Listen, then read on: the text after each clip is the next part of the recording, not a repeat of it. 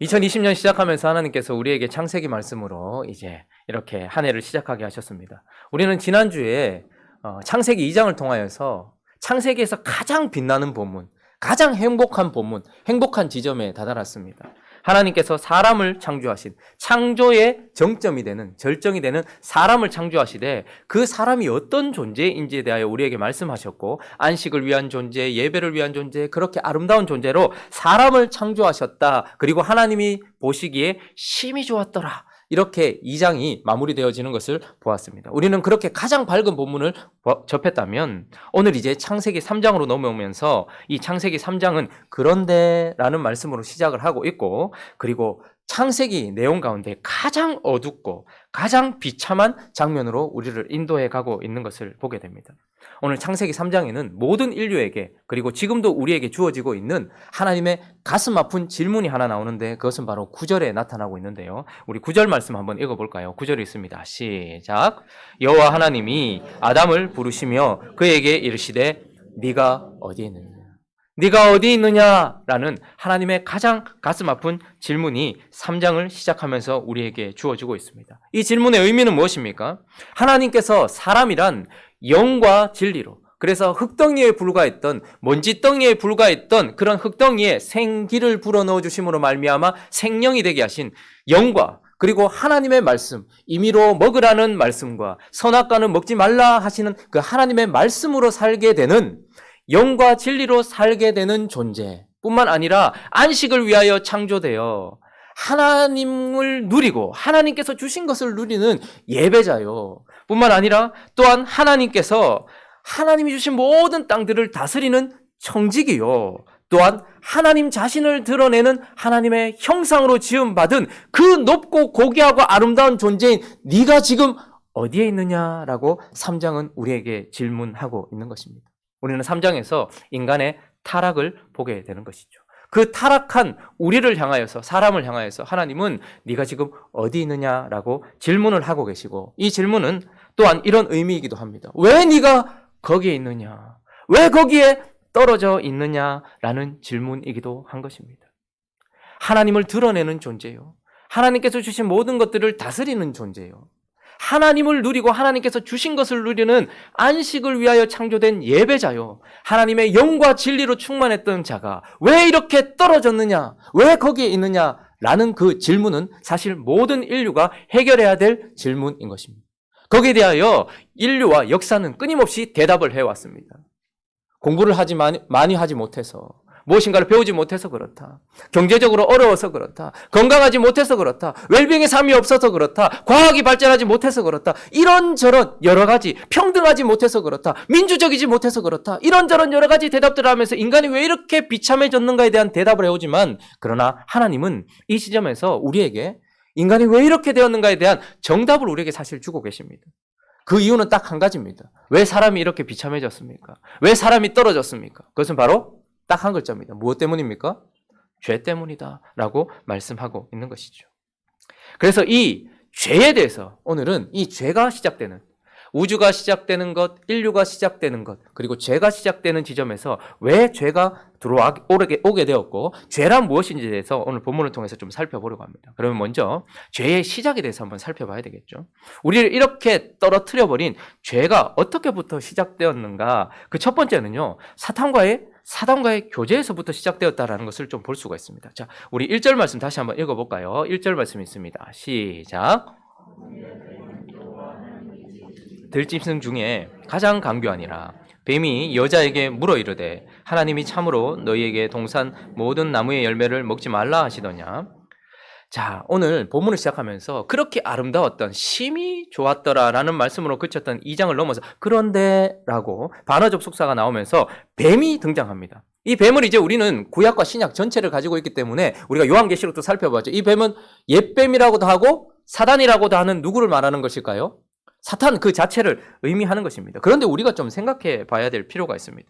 에덴에는 우리와 교제를 하시는 거룩한 영이 계십니다. 하나님이라는 영이 계십니다. 에덴에는 하나님의 영이 계시죠. 근데 또 에덴에는 또 누가 있습니까?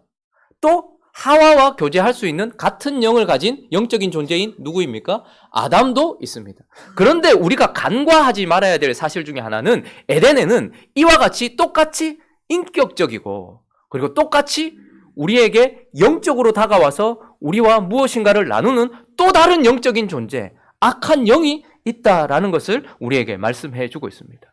뱀이라는 매개체를 통하여서 하와에게 말을 걸고 인격적으로 무엇인가를 주고받고 있는 존재, 그것이 바로 에덴 동산에 있었다라는 것을 보게 되고, 이 뱀이라는 매개체를 통하여 온 이 사단의 특징이 사실 뱀을 통해서 드러나요. 여러분, 뱀이 다가올 때 소리가 납니까? 안 납니까? 뱀은 소리 없이 다가옵니다. 소리 없이 다가오고, 뱀이 입을 여는 순간 뭐가 나와요? 혀가 나오는데 뱀의 혀는 어떻게 되어 있습니까? 갈라져 있어요. 그러니까 그 소리 없이 다가와 우리에게 말을 걸면서 갈라지게 만드는, 하나님과 우리 사이를 갈라지게 만드는 인격적인 악한 영적인 존재인 뱀이 있다라는 것을 우리에게 말씀해 주고 있습니다. 그리고 놀랍게도 오늘 이 본문은 하나님과 교제하고 내 뼈 중에 뼈요 살 중에 살이라고 말하는 서로의 교제가 나오는 것이 아니라 1절은 그런데 뱀은 여호와 하나님이 지으신 들짐승 중에 가장 강교하니라 라고 뱀이 여자에게 뭐 어떻게 했습니까? 물어 이르되, 뱀이 여자에게 말을 걸기 시작했고 2절에 보니까 여자가 뱀에게 또 어떻게 했습니까? 말하되, 2절부터 5절까지 한번 읽어볼까요? 시작. 여자가 뱀에게 말하되, 동산 나무의 열매를 우리가 먹을 수 있으나 동산 중앙에 있는 나무의 열매는 하나님의 말씀에 너희는 먹지도 말고 만지지도 말라. 너희가 죽을까 하노라.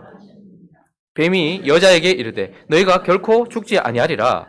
너희가 그것을 먹는 날에는 너희 눈이 밝아져 하나님과 같이 되어 선악을 알 줄을 하나님이 아십니다. 자, 놀랍게도 지금 그 악한 영과 하와가 뭐하고 있다는 게 느껴지십니까? 대화하면서 교제하고 있다라는 것을 보게 되는 것입니다. 자, 그러면 죄의 시작이 우리 내면에서부터 시작된 것이 아니라 외부에서부터 왔고, 뱀이라는 매개체를 통하여서 온 악한 영과의 교제에서부터 이 죄가 시작되었다라는 것을 보게 되는 것이죠. 이 죄는 언제나 그런 방식으로 옵니다. 지금도 우리가 살고 있는 이곳에는 거룩한 하나님과 회복되어서 하나님의 영이 우리 삶에 함께하고 계십니다. 믿으십니까? 그리고 우리에게는 회복된 같은 영을 가지고 있는, 같은 영적인 생명을 가지고 있는 교제하는 사람들이 있습니다. 우리의 가족이 있고 영적인 가족들이 있어요. 믿으십니까? 그런데 그 가운데는 동일하게 이 세상에는 악한 영으로 어떤 매개체를 통해서 우리에게 말을 걸고 있는 사단이라는 존재도 있다라는 것을 우리에게 명확하게 말씀하고 있어요. 1월이 처음 시작할 때 보면 이제 저희 아내가 항상 저희 아이들하고 저에게 휴가를 줘요. 그러니까 서울에 있는 이모, 뭐 서울에 있는 그 삼촌, 외삼촌, 그리고 대구에 있는, 그래서 그쪽으로 다 모여요. 그 형제들이, 그 내 가족이 다 모여요. 그리고 장모님도 거기 모여요. 그러면 이제 사위들에게는 이제 휴가가 주어지는 것입니다. 아이들이. 그러니까 거기 8명의 아이와 내 가정이 이렇게 모여있으니까 얼마나 박적박적거리겠어요? 근데 사실 그러면 안 되는데 조금 기대합니다. 그런 날이 저에게 오기를. 뭐 하지? 막 기대를 해요. 근데 정작 그날이 오면 별로 할 게 없어요. 집에 가면 늘 애 3명이 북적북적거리고, 교회 오면 또 아무도 없고, 그러니까 교회 오면 집에 가고 싶고, 집에 가면 너무 북적북적거리니 교회 가고 싶고, 뭐 이런 상황이 있다가, 이제 1월 목, 금, 토 이렇게 3일 동안, 2박 3일 동안 나에게 이제 주어졌다. 자유가 주어졌다. 근데 제가 사실 너무 보람 없이 그냥 시간을 허비했던 것 같아요. 집에 있으니까 별로 할 게 없는 거예요. 설교 준비도 하고 말씀도 좀 읽다가 이제 집에 아무도 없으니까 집에 가서 나가 좀 보고 싶은 TV도 좀 보고, 맨날 뽀로로 이런 것만 틀어놓다가 TV도 좀 보고 이렇게 해야지 하면서 집에 갔는데 뭐 그냥 별 그게 할 게 없어요.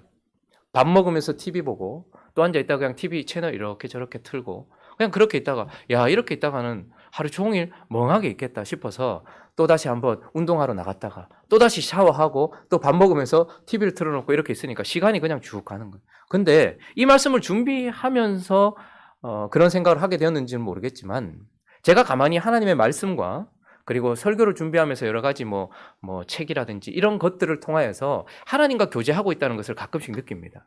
하나님은 이 말씀을 통해서나 혹은 믿음을 가진 사람들을 통해서 그분의 영이 제 마음에 감동하시고 제가 기도할 때에 제 마음에 은혜를 주신다는 것을 느껴요. 그런데 이번에 한 가지 느낀 것은 제가 그냥 아무 생각 없이 TV를 틀어놓고 있었고 핸드폰을 보고 있었지만 그 핸드폰이라는 혹은 TV라는 그 매체를 통하여서 무엇인가가 내게 말을 건다라는 생각이 들었습니다.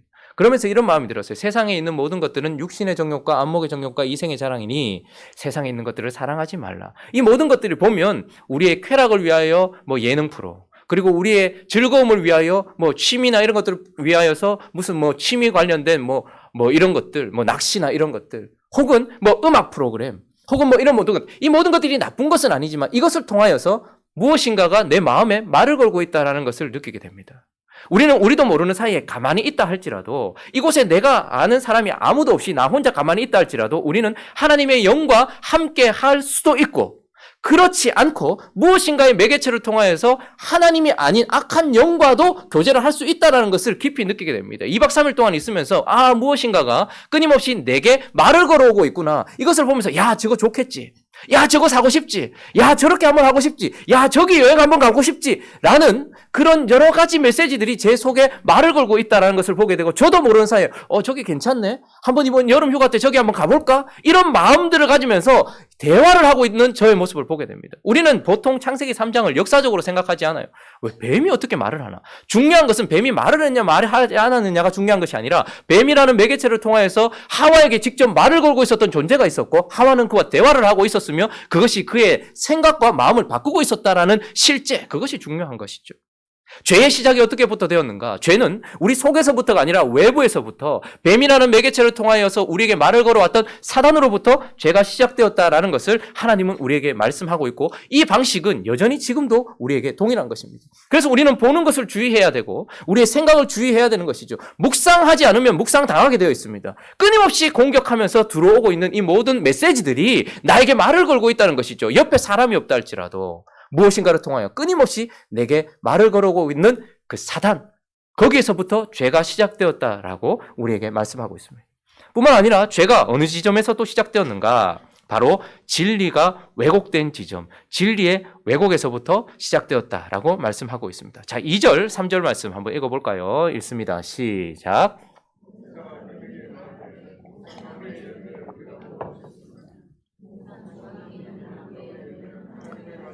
너희는 먹지도 말고 만지지도 말라. 너희가 죽을까 하노라 하셨느니라. 자, 여자가 뱀에게 말하고 있는데 여자의 내면 속에 있는 진리의 농도가 확 드러나고 있습니다. 지금 사단과의 자기도 모르는 그냥 우리에게 다가오는 사단의 매개체는 그렇게 이상하거나 우리가 무엇인가 세상에 있는 것들이 우리에게 뭔가 좀 이렇게 혐오스럽게 느껴지지 않았기에 하와도 대화를 했을 거예요. 그런데 여자 속에 있는 그 내면에 있는 진리에 대한 농도가 뱀에게 말하는 순간 드러나는데 동산에 있는 거 먹지 말아 하더냐? 아니, 다 먹어도 된다. 그런데 동산 중앙에 있는 나무의 실과는 하나님의 말씀에 너희는 먹지도 말고 또 뭐라고 말하고 있습니까? 만지지도 말라. 하나님께 저렇게 말씀하신 적이 있습니까? 없습니까? 더 철저하게 믿으니까 좋은 거 아니냐. 그런데 중요한 것은 진리는 딱 그것이에요. 달리 변화될 수 없는 것. 거기에 더할 수도 없고 뺄 수도 없는 게 진리예요. 그런데 먹지 말라 하신 하나님의 말씀에 그가 정확한 농도로 그것을 붙들고 있지 않다는 것이 더하여지는 것으로 보여지게 되는 것입니다. 만지지도 말라라는 말씀이 덧붙여진 것을 보게 됩니다. 그러니까 지금 진리가 더하여진 상태로 그 속에 있다라는 것이 보여질 뿐만 아니라 또한 만지지도 말라 너희가 뭐 할까 하노라? 죽을까 하노라 하셨느니라. 지금 이 구절을 통해서 우리는 또 무엇을 보게 됩니까? 진리가 왜곡되어져 있을 뿐만 아니라 하나님께서 전달하신 말씀에서 많이 빠져 있다는 것을 보게 됩니다. 너희가 먹는 날에는 어떻게 된다고요? 하나님은 정령 반드시 죽을 것이다 라고 말씀하셨어요.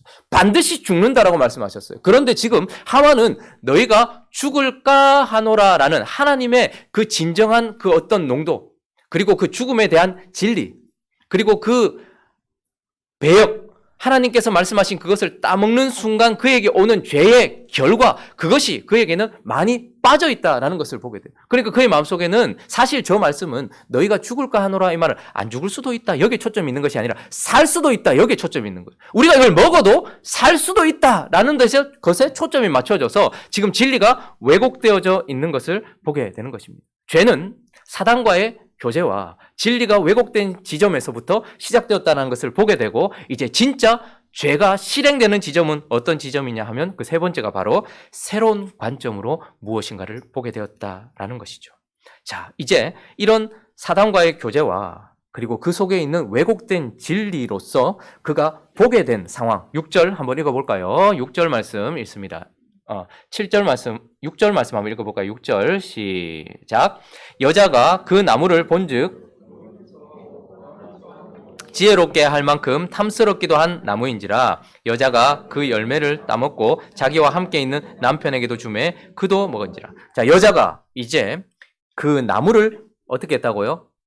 본즉, 그 나무를 본즉 먹음직도 하고 보암직도 하고 지혜롭게 할 만큼 탐스럽기도 한 나무로 보였다, 이렇게 말하고 있습니다. 하나님께서 선악과에 대하여 뭐라고 말씀하셨습니까? 이거는 먹으면 반드시 죽게 되는 나무였습니다. 그런데 지금 하와의 내면 속에 새로운 관점이 들어오게 되었습니다. 하나님께서 말씀하신 대로 그것을 보는 것이 아니라, 하나님께서 말씀하신 대로 그것을 느끼면서 보는 것이 아니라 새로운 관점으로 하나님은 이걸 이렇게 말씀하셨지만 그러나 내가 다시 보니까 이건 먹음직도 하고 그리고 보암직도 하고 지혜롭게 할 만큼 탐스럽기도 한, 그러니 이것은 나를 죽이는 열매라기보다는 오히려 이걸 먹고 살 수도 있으며 사탄이 말한 것처럼 내가 하나님처럼 될 수도 있으며 이것이 내게 기쁨을 줄 수도 있겠다라는 새로운 관점으로 보게 되어지는 것이죠. 그래서 요한 1서 2장 16절에 뭐라고 얘기합니까? 세상에 있는 것들을 사랑하지 말라. 그 모든 것들이 다 아버지께로부터 온 것이 아니다. 그 모든 것들은 육신의 정욕과 먹음직도 하고 안목의 정욕과 보암직도 하고 이생의 자랑, 지혜롭게 할 만큼 탐스럽기도 하다. 그러니까 세상에 있는 모든 것들은 나의 관점을 육신적이고 그런 더럽고 추악한 방향으로 바꾸어서 하나님으로부터 떨어져 나가 그 하나님께서 말씀하신 것과 다른 관점으로 보게 만드는 그 모든 것들이 다 이렇게 말하고 있는 것입니다. 그래서요, 이런 관점으로 무엇인가를 보게 되는 것입니다. 결혼이라는 것은 믿는 사람들에게만 주신 하나님의 축복이 아니라 모든 인류에게 주신 하나님의 축복이죠. 그런데 결혼을 요즘에 어떻게 봅니까? 우리가 수요일날 기도할 때, 기도 제목으로 냈을 때 우리가 56.4%가 결혼 아닌 동거 오케이. 우리나라에서 지금 젊은이들이 결혼은 족쇄다, 굳이 결혼할 필요가 없다라고 말하면서 결혼이 아닌 동거가 훨씬 나은 제도다라고 말하고 있어요. 그러니까 결혼을 바라보는 관점이 하나님께서 우리에게 말씀하신 관점이 아니에요. 결혼은 거룩하신 하나님과 우리의 관계를 가르쳐줄 뿐만 아니라 결혼은 거룩한 삶을 위한 것이고 결혼은 거룩한 생명을 위한 것이에요. 그러나 이제 이들이 말하는 결혼은 무엇입니까? 함께 있으면서 엔조이하는 것이, 함께 필요를 채워주는 것으로 변해버렸습니다. 성관계도 마찬가지입니다. 동성애를 이제 어떻게 합니까? 하나의 취향이다라고 말하고 있습니다. 하나님은 남자와 남자, 여자와 여자, 남자와 동물, 여자와 동물이 성관계를 맺는 것은 죄다 이렇게 말씀하고 있지만, 그러나 성소수자들도 있다, 꼭 그렇게만 받아들일 필요가 없다라고 말하면서 동성애에 대해서도 이제 어떻게 얘기합니까? 존중해줘야 된다라는 새로운 관점으로 보게 되는 것입니다. 교회도 마찬가지입니다. 교회는 무엇하는 기관입니까? 교회는 NGO나 혹은 기쁨을 어떤 계모임이 아니에요. 교회는 딱 한 가지, 예수를 믿는 사람들이 하나님의 나라 가기 전까지 하나님의 말씀을 듣고 묵상하고 서로 교제하며 세상에서 서로 세워주는 기관이에요. 그래서 교회는 하나님의 나라인 것입니다. 영적인 하나님의 가족인 것입니다. 하나님의 질서 가운데 있는 것이. 그런데 교회에 대한 이미지 그리고 교회에 대한 개념도 싹 달라져 버렸어요. 그리고 지금 우리는 새로운 관점으로 예배도 바라보게 됩니다. 예배는 하나님께 드리는 것입니까? 우리가 누리는 문화입니까? 헷갈리십니까? 둘 다 하면 되지. 하나님께도 드리도 우리가 즐기는 문화 자체가 나쁜 것은 아니지만 이제 예배가 문화적인 요소가 너무 많이 들어와 버렸어요. 그래서 앉아있는 사람이 어떻게 느끼는가?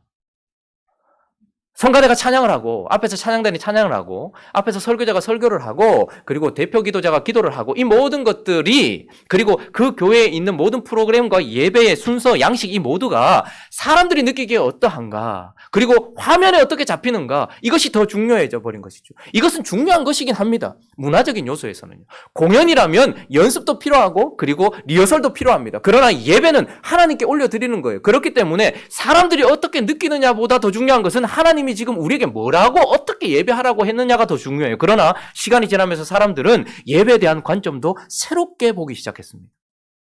이것도 더 나은 것 아니냐라고 보게 되는 것이죠. 그래서 죄의 시작점이 어디입니까? 사탄과의, 우리에게 분명하게 실존하면서 말을 걸어오고 있는 악한 영과의 교제와, 그리고 확실히 뿌리 내리지 못한 왜곡된 진리와, 그리고 그런 상황에서 바라보는 나의 새로운 관점에서부터 죄가 들어오게 되었다라고 말씀하고 있는 것이죠. 자, 그러면 이제 이렇게 들어온 죄가 뭐냐? 그러면 이렇게 들어오게 된, 이 지점에서 들어오게 된 죄의 본질이 무엇이냐? 그것에 대하여 6절이 우리에게 말해주고 있는데 다시 한번 볼까요? 6절 7절 말씀 한번 읽어보겠습니다. 시작. 여자가 그 나무를 본즉 먹음직도 하고 보암직도 하고 지혜롭게 할 만큼 탐스럽기도 한 나무인지라. 여자가 그 열매를 따먹고 자기와 함께 있는 남편에게도 주매 그도. 자, 잠깐만 6절에 다시 한번 가보면 죄에 대해서 이제는 사단과의 교제, 그리고 두 번째가 뭐였죠? 진리의 왜곡, 그리고 새로운 관점에서 드디어 죄가 들어오게 되었는데 죄를 딱 한마디로 정의를 하고 있어요. 여자가 그 열매를 어떻게 했다고요? 따 먹었다. 그리고 남편에게도 주고 그도 어떻게 먹었다. 무엇인가를 따먹은, 열매를 먹은 것, 이것이 바로 죄다. 하나님은 이렇게 말하고 있어요. 여러분, 그런데 열매 하나 따먹은 것이 뭐 그리 큰 문제길래 인류 전체가 이렇게 타락하게 만들었냐 말입니다. 지구 전체가 이렇게 되게 만들었냐 말입니다. 한 사람의 마음을 비집고 들어온 이 마음이, 그 마음에서부터 실행된 과실 하나 따먹은 이것이 도대체 무엇이길래 우리는 그저 과일 하나 따먹은 정도로 하나님께서 말씀하고 있는 것이 아니라는 것을 알게 됩니다. 왜냐하면 선악과의 의미 자체가 그런 것이 아니기 때문입니다. 많은 사람들이 선악과를 왜 하나님 만드셨노? 따먹을 줄 모르셨나? 아셨으면서 선악과를 왜 만드셨노? 그러면 그것도 동산의 중앙에 뒀노? 저 멀리 손 안 닿았는데 하늘에 두든지, 그렇게 말합니다. 그러나 선악과가 있는 의미가 무엇입니까? 선악과가 동산 중앙에 있다라는 것은 우리 존재가 하나님처럼 삼위 하나님이 서로에 대한 책임감이나 의무감 혹은 누군가의 위압 때문이 아니라 서로를 향한 사랑 때문에 자유의지를 가지고서 서로를 사랑하고 있는 상태에 계신 것처럼, 사람도 이것이 선악과가 아무리 먹고 싶고 아무리 대단해 보인다 할지라도 내가 사랑하고 나를 사랑하시는 하나님이 이것은 먹으면 죽는다라고 말씀하셨고 이것을 먹으면 나와 끝이 난다라고 말씀하셨다면 그것을 깨지 않는 자기 자유의지로 말미암아 하나님을 사랑하는 존재로 만드셨다라는 증거입니다. 아내와 남편과의 사랑에서 남편이 아내를 사랑한다 해서 불안해가지고 아내를 방에만 가두어 놓는다든지, 아내가 다른 남자를 만나지 못하게 한다든지, 그렇게 해서 아내가 나를 향한 사랑을 지키고 있다. 그건 사실 진정한 사랑이 아니에요.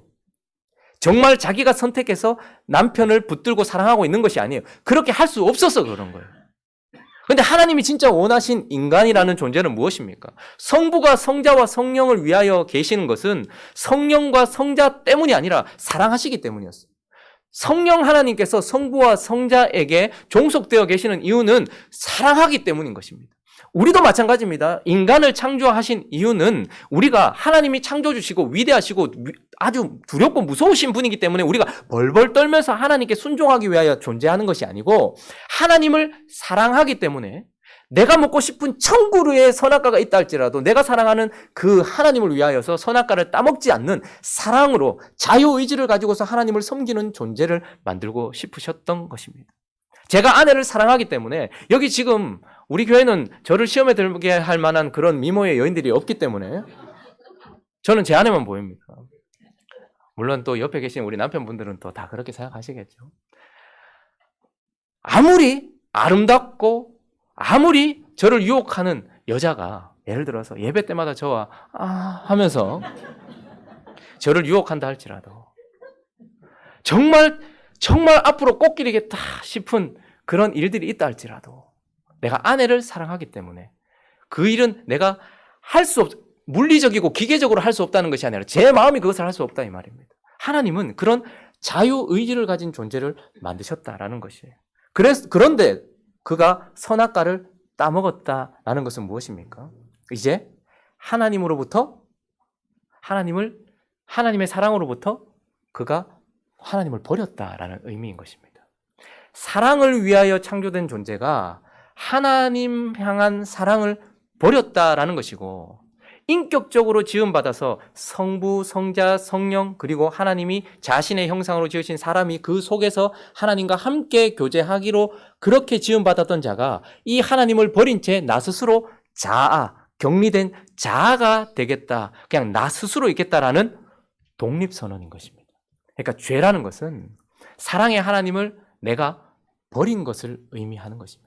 그냥 과일 하나 따먹은 것이 아니라 그 과일이 의미하고 있는 것은 그 하나님, 우리에게 자유를 주셨고 자유의지를 주신 그 하나님 앞에 그 사랑을 버렸다라는 의미인 것이죠.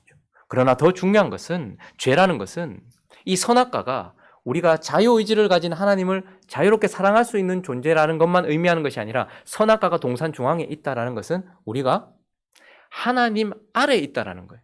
언제나 우리는 하나님 아래에 있는 존재다라는 것을 기억하게 하시려고 선악과를 두신 것입니다. 하나님께서 동산 중앙에 선악과를 두셔서 그리고 이거 따먹으면 안 돼, 죽어, 이렇게 말씀하신 이유는 무엇입니까? 내가 이 땅의 왕이에요. 하나님께서 아담을 왕으로 창조하셨어요. 그래서 모든 것들을 다스리게 하셨어요. 그러나 선악과 딱 한 그릇 때문에 무엇을 기억해야 되는 것입니까? 내 위에는 누가 있다는 거예요? 하나님이 계시다는 거예요. 그래서 내가 명령에 죽고 사는 존재고, 나는 하나님의 뜻에 따라 죽고 사는 존재고, 내 위에는 하나님이 계시다는 것을 반증하고 있는 것이 바로 선악과라는 것입니다. 그런데 오늘 이 선악과를 따먹은 자, 이 선악과를 어떻게 한 것입니까? 보니까 5절 한번 보시면, 읽어볼까요? 시작. 너희가 그것을 먹는 날에는 너희 눈이 밝아져 하나님과 같이 되어 선악을 알 줄 하나님이 아십니다. 뭘 한 가지? 저게 딱 들어온 게 뭐 같이 되고 싶은 거예요? 하나님 같이. 저기서 선악을 지식을 가지게 된다는 의미가 아닙니다. 하나님 같이 선악을 자기가 판단하게 된다는 거예요, 이제. 하나님 사랑 안에서 자유롭게 하나님 사랑하라고. 하나님께서 우리에게 자유를 주신 이유는 내 마음대로 하라라는 것이 아니고 하나님을 자유롭게 사랑할 수 있도록 주신 은혜였어요. 그러나 선악과는 또한 내가 하나님 아래에 있다는 거예요. 그냥 내가 하나님이 아니라는 걸 늘 기억하는 거예요. 그래서 하나님이 정해놓으신 기준과 하나님이 정해놓으신 뜻 안에서 내가 있어야 된다는 것을 말해주고 있었어요. 그런데 내가 선악과를 먹는 순간 사단이 그에게 넣어줬던 것은 뭐냐면, 내가 하나님처럼 된다는 거예요. 그러니까 선이 뭔지 악이 뭔지 그것을 아는 지식을 얻는 게 아니라 선을 내가 결정하는 거예요. 악을 내가 결정하는 거예요. 왜? 이런 삶은 편하거든요. 누군가와 함께 있으면서 내게 거슬리면 죄예요. 내 눈에 거슬리면 죄고 내 뜻과 다르면 죄예요. 선을 내가 판단하는 것이죠. 내가 저거 아니다 싶으면 저게 악인 거예요. 그렇게 판단하게 되는 것이죠. 그래서 아담은 사실 누군가 아래에서 순종하고 복종하고 충성하며 사는 것보다 그와 같이 버금가서 내가 그렇게 살고 싶은 것이죠. 그렇게 하는 것, 그래서 이것을 한마디로 말하면 교만에서부터 시작된 반역인 것입니다. 그래서 죄는 본질적으로 하나님의 사랑을 버린 독립선언이요, 죄는 또한 본질적으로 하나님처럼 교만하게 되고자 하는 반역인 것입니다.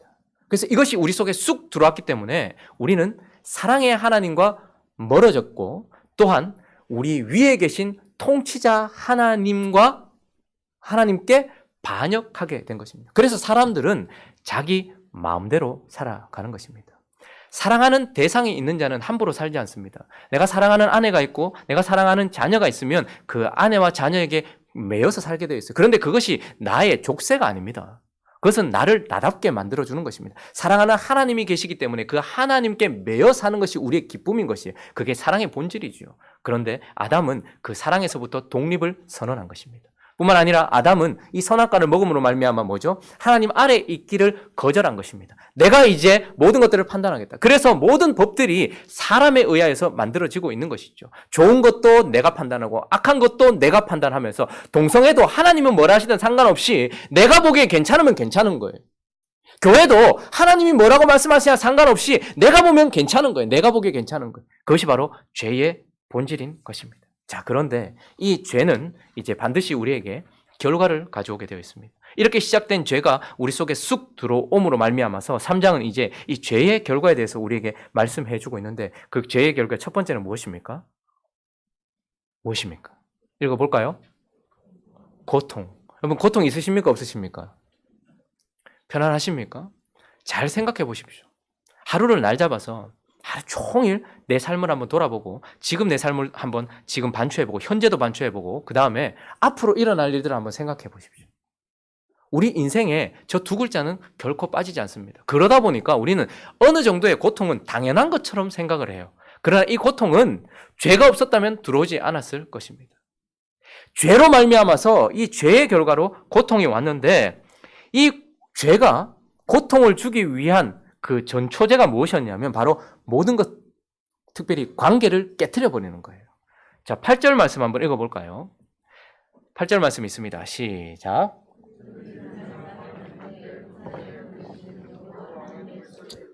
아담과 그의 아내가 여호와 하나님의 낯을 피하여 동산나무 사이에 하나님께 창조되어서 안식일을 첫날로 맞이했던 인간이 하나님의 음성과 소리를 듣고서 하나님의 낯을 피하여 숨어버렸다. 이 말은 무슨 말입니까? 하나님과의 관계가 완전히 깨져 버렸다 이 말입니다. 하나님을 보고 싶지도 않고 하나님께 볼 수 있는 낯도 없다. 이 말, 하나님과의 관계 깨어짐 이것을 보여주고 있습니다. 12절은 또 다른 관계의 깨어짐을 보여주고 있는데 거기에서 가장 중요한 관계는 하나님과 우리의 수직적인 관계. 그리고 두 번째 중요한 관계는 무엇입니까? 아담과 하와의 관계였어요. 그런데 12절 아담이 있습니다. 시작. 아담이 이르되 하나님이 주셔서 나와 함께 있게 하신 여자 그가 나무 열매를 내게 주므로 내가 먹었나요? 여러분 지금 이때는 하나님께서 화가 나셔서 너 지금 왜 그렇게 했어? 라고 물을 때에 대답하는 내용이에요. 자 그러면 지금 아담의 저 내용은 무엇입니까?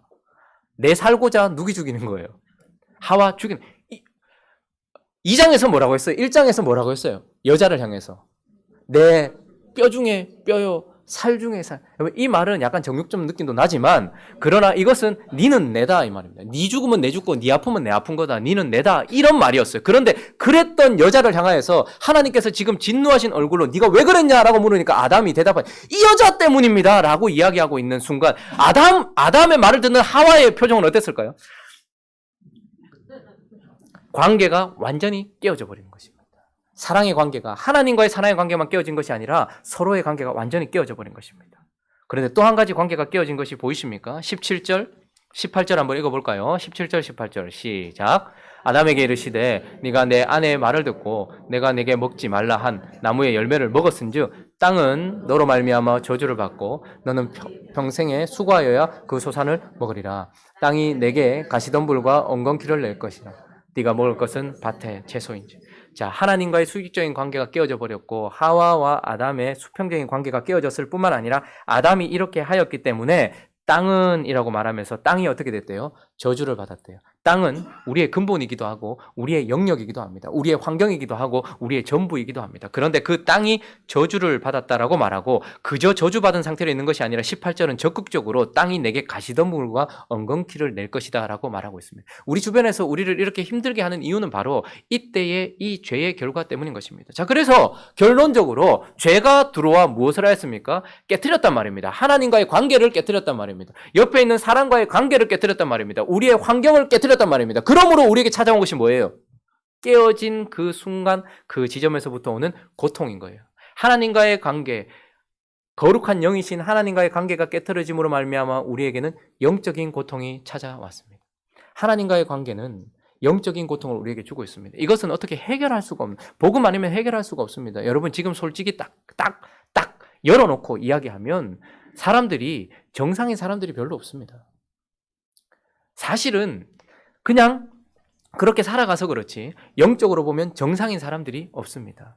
영적인 고통 가운데 있기 때문에 그 고통을 잠시 잊어보려고 하는 발버둥이 세상에서 기술의 문명으로 의학의 발달로 일어날 뿐이지 이 영적인 고통 때문에 우리는 지금도 발버둥 치고 있는 거예요. 그런데 이 고통이 어디서부터 왔다고요? 영이신 하나님과의 관계가 깨어짐으로 왔어요.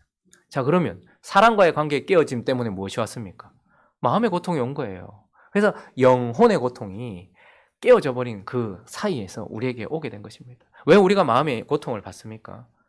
누군가가 이제는 그저 내 뼈 중에 뼈요 살 중에 살이 아니라 타인이 되어버렸어요. 하나님으로부터 격리된 자아가 다른 누군가와부터도 격리되어 버렸습니다. 그래서 우리는 모든 사람들이 다 경쟁의 대상이요, 밟아야 될 대상이요, 내가 어떻게든지 눌러야 될 대상이고, 나를 살기 위해서는 눌러야 될 대상들이 되어버린 것이죠.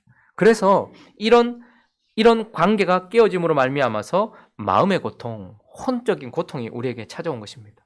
그리고 자연, 환경, 땅이 깨어짐으로 말미암아서 육체의 고통이 찾아오게 된 것이죠. 이런 모든 고통들이 사실은 죄의 결과인 것입니다. 그러나 죄의 결과는 더 나가죠.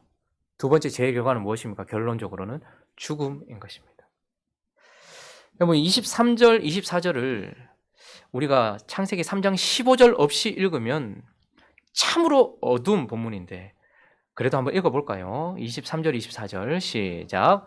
여호와 하나님이 에덴 동산에서 그를 내보내어 그의 근원이 된 땅을 갈게 하시니라. 이같이 하나님이 그 사람을 쫓아내시고 에덴 동산 동쪽에 그룹들과 두루도는 불칼을 두어 생명나무의 길을 아담이 하와가 그가 가지고 있었던 하나님께서 처음 그를 창조하셨을 때 가지고 있었던 의, 거룩, 진리, 아름다움 이 모든 것들이 깨어졌다는 것이 그가 자기 스스로를 무화과로 가리는 모습에서 드러납니다. 그런데 이 상태에서 그가 영적으로 죽었다라는 것이 드러날 뿐만 아니라 그것에 하나님께서 증명으로 어떻게 하십니까? 이제 하나님 나라에서 그를 내쫓아 버리시는 거예요. 그러니까 이것은 무엇입니까? 영적 죽음의 증거인 것입니다. 여러분 우리가 죄를 지음으로 말미암아서 우리가 지금도 여전히 살아있으니까 살아있나 보다 하는데 죄는 하나님 말씀하신 그대로 반드시 죽으리라 말씀하신 그 말씀 그대로 어떻게 됩니까? 우리의 영을 죽였단 말입니다. 그래서 이 죄로 말미암아 우리는 하나님과 끊어지고 하나님께 쫓김받은 영적인 존재, 영적으로 죽어있는 자가 되었다라고 말씀할 뿐만 아니라 19절은 또 뭐라고 말하고 있습니까? 19절 읽어볼까요? 시작. 네가 흙으로 돌아갈 때까지 얼굴에 땀을 흘려야 먹을 것을 먹으리니 네가 그것에서 취함을 입었습니다. 너는 흙이니 흙으로 돌아갈 것이니라 하시니라. 자, 우리는 하나님과 끊어진 상태에서 하나님께 버림을 받아서 모든 고통 가운데 걸어갈 뿐만 아니라 또한 어떻게 되는 거예요, 이제?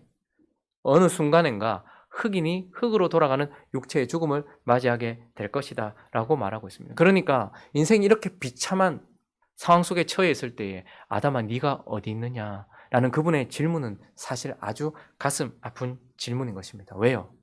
그 아름답고 놀랍고 정말로 하나님 버금가는 그런 권능과 영광으로 창조되었던 아담이 어떻게 된 거예요? 영적으로 죽은 거예요. 자신을 가려야 될 만큼 영적으로 죽었어요. 그리고 모든 관계가 깨어짐으로 말미암아 그 죽은 인생 가운데 고통이 들어왔어요. 그리고 그 영적인 죽음과 고통 속에서 하루하루 죽어가는 삶을 살다가 어느 순간인간 죽게 되는 것. 이것이 죄의 결론인 것이죠. 뭐 장미가 아무리 아름다워도 딱 꺾어버리면 어떻습니까? 딱 꺾인 순간에는 아직까지 살아있는 것 같아요.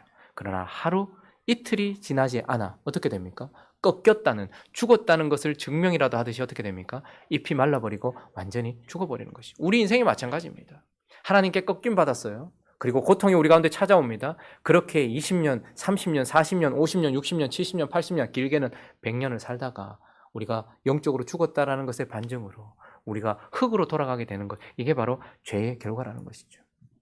창세기 3장은 하나님의 가장 가슴 아픈 말씀들이 담겨있을 뿐만 아니라 가장 어둡고 가장 비참한 진리를 우리에게 보여주고 있습니다. 그러나 참으로 놀랍게도 하나님은 이 가장 어두운 이 본문에서 희미하긴 하지만 그런데라는 또 다른 반어적인 의미의 무엇인가를 우리에게 보여주고 계시다는 것을 보게 됩니다. 우리가 창세기 3장을 이렇게 마치면 오늘 새해 첫 주인데 이런 식으로 마치면 어떻게 되겠습니까?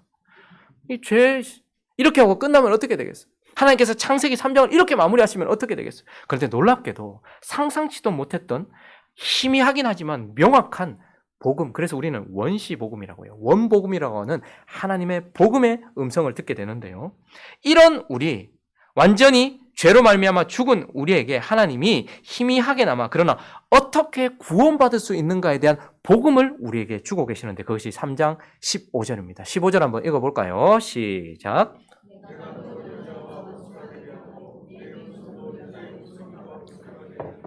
여자의 후손은 내 머리를 상하게 할 것이요 너는 그 발꿈치를 상하게 할 것이니라 하시고 자, 완전히 끝난 것 같았어요. 그런데 하나님께서 여기서 끝내지 아니하시고 그에게 알 수 없지만, 그러나 이제는 신약과 구약 전체를 알고 있는 우리는 이 말이 무슨 의미인지를 아는, 이 진리가 무슨 의미인지 아는 그런 복음을 우리에게 말씀하시는데, 너희가 죽었지만, 그래서 에덴에서 쫓겨나가 여러분, 동쪽으로 계속 간다는 의미는, 에덴은 지성소를 의미합니다. 근데 지성소 안에는 성소가 있고 지성소가 있죠. 거기에는 무엇이 있습니까? 법궤가 있고 그 위에 시은자가 있어요. 근데 그 방향이 어딜까요? 동쪽이에요.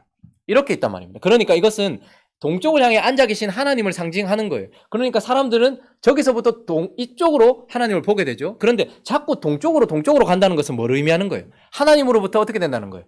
멀어진다는 것을 의미하는 거죠. 그런데 그렇게 동쪽으로 쫓겨나가는 그들에게 하나님께서 뭐라고 말씀하시는 거 하니까, 내가 너로 여자와 원수가 되게 하고, 하나님과 하나였던 그가 하나님과 원수되고 맺었던 관계가 바로 사단과 하나가 되는 거였어요. 그런데 복음은 무엇입니까? 그런 사단과 다시 원수가 되게 하는 것. 이것이 사실 첫 번째 복음이에요. 하나님과 하나 되었던 우리가 하나님을 버린 채 사단과 하나 되었단 말입니다. 그런데 첫 번째 복음의 원리는 무엇입니까? 이랬던 우리를, 사단과 하나 된 우리를 어떻게 해야 되는 거예요? 다시 원수가 되게 하고 하나님께 돌아서게 하는 거예요. 그것이 3장 15절의 첫 번째 복음의 요소입니다. 우리를 어떻게 구원하시는가? 첫 번째는 사단과 원수가 되게 하신다라고 말하고 있어요. 두 번째는요, 내가 너로 여자와 원수가 되게 하고 내 후손도 여자의 후손과 원수가 되게 하리니, 무엇은? 여자의 후손은 어떻게 한대요? 내 머리를 상하게 할 것이요 라고 말하고 있습니다. 한 여자의 후손들이라고 말하지 않고 딱 한 사람, 여자의 후손이라는 메시아를 통하여서 우리를 어떻게 하신다는 거예요? 구원하시겠다라는 복음이 지금 희미하게 보여지고 있는 것이 보이십니까? 원수가 되게 하고 사단과 원수가 되게 할 뿐만 아니라 우리를 구원하실 메시아, 특별히 누구도 헷갈리지 않도록 이 땅에 여자의 후손으로 오신 분은 오직 한 분밖에 없어요. 그래서 그 여자의 후손을 통하여서 우리를 구원하시겠다라고 복음을 비춰주고 있고, 또 하나, 그러나 그 여자의 후손은 21절 한번 읽어볼까요? 21절 시작. 여호와 하나님이 아담과 그의 아내를 위하여, 이 복음이 선포되던 때에 한 번의 죽음이 있었습니다. 그러니까 저 가죽옷을 만들기 위하여 누군가는 피를 흘렸다는 말이죠. 그리고 나서 그 피 흘린 존재의 그 무엇으로 옷을 입혀 무화과로는 가릴 수 없었던 그 무엇을 가려주고 있는, 피로써 그 무엇을 가려주고 있는 것을 보게 됩니다. 그러므로 그 메시아는 어떻게 해요? 희생과 죽음을 통하여서 우리를 구원할 것이라는 것을 보여주고 있고, 그 구원은 20절 읽어볼까요? 20절 읽습니다. 시작. 아담이 그의 아내의 이름을 하와라 불렀으니 그는 모든 산자의 어머니가 됩니다. 자, 구원은 사단과 원수가 되게 할 뿐만 아니라 하나님께서 보낼 여자의 후손을 통하여서 그가 흘린 피, 그리고 그가 입혀줄 의의 옷으로 말미암아 구원을 받는데, 그런데 그 구원은 특별히 무엇을 통해 받는가 하면, 아담이 그의 아내의 이름을 뭐라고 지었대요? 하와. 여러분, 하와라는 이름, 이브라는 이름의 뜻이 무엇인지 아십니까? 뜻은 바로 생명입니다. 여러분, 근데 한번 생각해 보십시오. 지금 동쪽으로 쫓겨나가고 있는 아담이 지금 벌을 받고서 이제 다시는 돌아올 수 없는 화영검이 있고 천사들이 지키고 있고 이제 영원히 쫓겨나가게 되는 이 순간에, 그래도 하나님께서 창세기 3장 15절을 주셨어요. 사단과 원수가 되며 여자의 후손을 통하여서 네게 가죽옷을 입혀주신 그 은혜로 말미암아 구원받을 것이라는 것을 지금 아담이 뭐 했다는 것의 반증이냐 하면 알아들었다라는 거예요. 왜냐하면 지금 죄를 지었어요. 그리고 벌을 받고 쫓겨나가고 있어요. 그런데 자기 아내 이름을 지금 이 순간 어떻게 짓는 거예요? 여자의 후손을 통하여 우리를 구원할 것이라는 하나님의 말씀을 믿는 믿음 때문에 자기의 아내, 죄가 들어오게 한 자기의 아내, 그 아내의 이름을 뭐라고 짓는 거예요? 다시 생명을 가지고 올 생명이라고 이름 짓고 있는 거예요. 그러니까 이 말은 그저 아내의 이름을 아름답게 지어줬다라는 것이 아니라 하나님이 말씀하신 이 복음을 알았고 어떻게 했다는 거예요? 믿었다라는 것을 의미하는 것입니다. 자, 그래서 구원은 어떻게 오는 것이에요? 사단과 원수가 되게 하신 그 메시아, 그 여자의 후손을 믿는 믿음으로, 그분의 희생과 죽음을 믿는 믿음으로 구원을 받을 것이라는 것을 이 창세기 3장 15절과 3장 전체에서 말씀해 주시면서 결론을 내고 있는 것입니다. 말씀을 결론 냈죠. 여러분 어디에 머물러 계십니까 지금? 이제 2020년이죠. 우리가 첫 주를 시작하는데 여러분은 창세기 3장에 머물러 계십니까? 아니면 창세기 3장 15절이 실제가 되어서 앞으로 나가고 계십니까? 하나님께서 창세기 3장의 상태에 있는지 아니면 우리는 복음 안에 있는지를 한번 여쭤보고 물어보고 계십니다. 뱀이라는 매개체, 그 뱀이라는 매개체를 통하여 우리에게 말을 걸었던 그 사단과 여전히 교제하고 있습니까? 세상에서 오고 있는 것들을 여전히 그냥 아무 생각 없이 받아들이면서 세상 사람인지 하나님의 사람인지 구분도 안 되고, 이 매개체가 나에게 무슨 메시지를 주고 있는지 전혀 생각도 하지 않은 채 그저 여전히 이건 별로 무서운 것도 아니고 별로 어떤 비호감도 아니야, 그래서 받아들이고 있는 사단과의 여전히 교제를 하고 계십니까? 그리고 진리가 정확하게 맺혀져 있지 않고 이건가 저건가 헷갈리면서 그냥 대충 믿고 있는 상태에 있습니까? 나도 새로운 관점으로, 시대가 반영해주고 있고 사람들이 반영해주고 있는 새로운 관점으로 하나님이 말씀하신 그 선악과나 이 모든 것들을 바라보고 있는 지점에 있습니까? 창세기 3장에 머물러 있는 것이죠. 그렇게 하나님을 떠나 고통 가운데 계십니까? 영적인 고통이 여전히 우리 가운데 있습니까? 남을 미워하고 아픈 마음들 여전히 해결하지 못한 채 마음의 아픔을 가지고 계십니까? 이 모든 고통 가운데 계십니까? 창세기 3장에 머물러 있는 것입니다. 그러나 하나님은 우리에게 복음을 허락해 주셨고 이 복음으로 말미암아 새로운 삶을 살게 하셨습니다. 이제 이 첫 예배를 드리면서 우리는 창세기 3장에 그대로 머물러 있을 것인지 창세기 3장 15절이 말씀하셨던 복음을 따라가고 있는지를 결정해야 되는 것입니다. 사단과 원수가 되어 계십니까? 원수하고 말하는 존재는 없습니다. 원수를 계속해서 이렇게 바라보고 있는 존재는 없습니다. 세상에 있는 것들과 세상은 다 아버지께로부터 온 것이 아니기 때문에 세상과 원수가 되어 계십니까? 그러면 복음 안에 있는 것입니다. 그런 삶을 살아가시는 저와 여러분 되시기를 예수 그리스도의 이름으로 축원합니다. 그분과 교제하는 우리가 되기를 예수 그리스도의 이름으로 축원합니다. 뿐만 아니라 그분 안에서 우리가 복음을 누림으로 말미암아 영적인 고통이 우리 가운데서 떠나가는, 하나님께 간구하고 하나님과 연결되어 있음으로 말미암아서 영적인 고통이 우리에게 떠나가고, 하나님을 사랑할 뿐만 아니라 내 이웃을 사랑하라 하신 하나님의 말씀을 따라서 이웃을 사랑함으로 말미암아 마음의 고통도 떠나가고 다시 주실 새하늘과 새 땅을 바라보면서 이 땅에서 우리가 해야 할 일들을 감당하면서 그 고통을 떠나보내는 그런 삶을 살아가시는 저와 여러분 되시기를 예수 그리스도의 이름으로 축원합니다. 그래서 우리 자신을 점검하면서 우리 이 찬양하고 한번 하나님, 창세기 3장에 머물러 있었던 우리를 복음으로 새롭게 하셨사오니 새로운 삶을 살아갈 수 있게 해달라고 우리 그렇게 한번 찬양하고 기도했으면 좋겠습니다.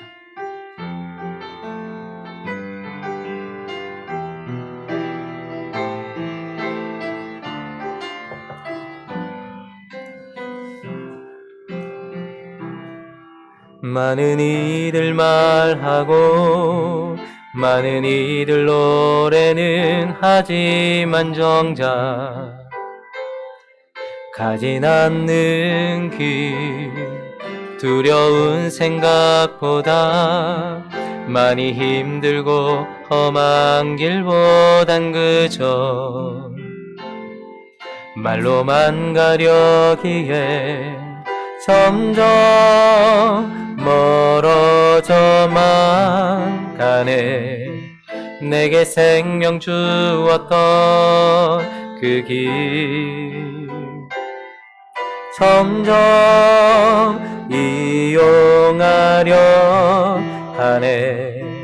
내게 사랑 주었던 그 길 다시 복음 앞에 내 영혼 선해. 주님 만난 그때 나 다시 돌아가 주님께 예배 드리며 다시 십자가의 길 많은 이들 말하고 많은 이들 말하고 많은 이들 노래는 하지만 정작 가진 않는 길, 두려운 생각보다 많이 힘들고 험한 길보다 그저 말로만 가려기에 점점 멀어져만 가네. 내게 생명 주었던 그 길 점점 이용하려 하네. 내게 사랑 주었던 그 길 다시 복음 앞에 내 영혼 서네 주님 만난 그때 나 다시 돌아가 주님께 예배 드리며 다시 십자가의 길 다시 복음 앞에 다시 복음 앞에 내 영혼 서네 주님 만난 그때 나 다시 돌아가 주님께 예배 드리며 다시 십자가의 길 한 번 더 고백합시다. 다시 복음 앞에 다시 복음 앞에 내 영혼 서네 주님 만난 그때 나 다시 돌아가 주님께 예배 드리며 다시 십자가의 길 걸음 잠시 눈을 감고 한번 상상해 보십시오.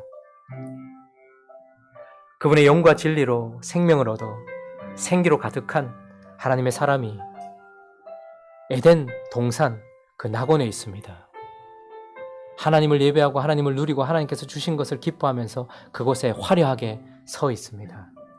하나님이 주신 동산을 통치하고 다스리는 청지기로 그곳에 서 있습니다. 그리고 하나님을 드러내면서 모든 피조물들이 아담과 하와를 보면서 하나님이 생각나는 그 아름다운 존재가 그곳에 서 있습니다. 그런데 3장이 시작되면서 비호감이거나 우리에게 어떤 그런 부분이 아니라 너무나 자연스럽게 소리 없이 뱀이라는 매개체를 통하여서 어두운 악한 영이 다가오고 있습니다. 그때의 그의 상태, 그는 사단과 갑자기 대화를 시작하고 있습니다. 그리고 하나님께서 주신 진리가 빼기도 하고 더하여져 있습니다. 그리고 하나님께서 보게 하신 그 선악과를 새로운 관점으로 보게 됩니다. 그 순간 그는 그것을 따먹어 버립니다. 그때에 그의 속에 있었던 거룩과 의와 모든 것들이 깨어지면서 영 죽어버립니다. 그리고 하나님을 두려워하여 하나님을 보기 싫어 숨어버립니다. 그리고 아내를 향하여 이 여자라고 말하고 땅이 엉겅퀴를 내고 있습니다. 고통이 그의 가운데 찾아왔습니다. 그리고 하나님을 그를 쫓아내버렸습니다. 이것이 우리의 현실입니다. 자, 그런데 다시 한번 마치 테이프를 되감듯이 다시 돌려보시죠. 그렇게 아름다운 존재로 우리가 서 있습니다. 지금 우리의 삶의 현장이 하나님께서 우리에게 복음으로 은혜를 허락해 주신 그런 에덴과 같은 현장입니다. 그런데 그때에 여전히 우리에게도 그게 TV가 되었던, 그것이 핸드폰이 되었던, 그것이 우리가 눈으로 보는 우리 사회가 되었던 우리에게 말을 걸고 있는 어둠의 존재가 있습니다. 여러분, 거기서 어떻게 하시겠습니까? 그와 원수가 되어서 대화를 하지 않는 그런 상황이 되겠습니까? 아니면 또다시 대화를 시작하시겠습니까? 진리를 대충 가지고 계시겠습니까? 아니면 명확하게 들고 계시겠습니까? 하나님이 보여주신 관점으로 세상을 보겠습니까? 아니면 또 다른 관점으로 보겠습니까? 우리는 여기서 선택하게 됩니다. 아담과 같은 선택을 한다면 또다시 2020년은 고통과 아픔 가운데서 시간을 보내야 될 것입니다. 동쪽으로 가게 될 것입니다. 그러나 우리 이 순간 다시 복음 앞에 섰으면 좋겠습니다. 사단과 교제하지 아니하고 세상에서 오는 것들을 분별해가면서 그렇게 하나님 앞에 설 수 있게 해달라고 그렇게 기도했으면 좋겠고, 그리고 하나님께서 주신 이 진리를 더 명확하게 붙들기 위하여서 말씀을 정확하게 알고 깨닫기 위하여 기도하고 예배드리는 우리가 될 수 있게 해달라고 기도했으면 좋겠고, 그리고 하나님께서 보여주시는 대로 보기로 다짐하는 우리가 되었으면 좋겠습니다. 그래서 이 복음이 우리에게 실제가 되어서 영적인 고통이 떠나가고 마음의 고통이 떠나가고 육신의 고통이 떠나가면서 하나님께 더욱더 가까이 가고 더 가까이 가는 우리가 될 수 있게 해달라고, 2020년은 동쪽으로 가는 것이 아니라 하나님을 향해 가는 우리가 될 수 있게 해달라고 우리 함께 한번 기도하며 나가도록 합니다. 기도하겠습니다. 거룩하신 하나님 아버지, 우리는 새로운 시작점 앞에 서 있습니다. 하나님, 그 아름답고 그 밝고 그 명랑하며 그 싱그러운 창세기 2장이 그런데라는 말로 말미암아서, 그리고 사단에 의하여서, 그리고 그의 따먹은 그 재물로 말미암아서 결국은 어둡게 되고 고통이 찾아오고 죽음이 찾아온 것을 보게 됩니다. 사랑하는 하나님 아버지, 우리에게 이 창세기 말씀 가운데서 복음을 들려주심으로 말미암아서 우리가 다시 한번 기회가 있다는 것을 보게 됩니다. 하나님 아버지, 우리는 지금 이 순간 또한 어떻게 살아갈 것인지, 2020년에도 끊임없이 하나님의 영만 우리에게 말을 걸어오거나 같은 영을 가진 우리 성도들만 우리와 교제하는 것이 아니라 세상의 영을 가진 악한 사단의 영이 우리를 향하여서 교제를 걸어오고 말을 걸어옵니다. 하나님, 우리는 어떻게 하면 좋을까요?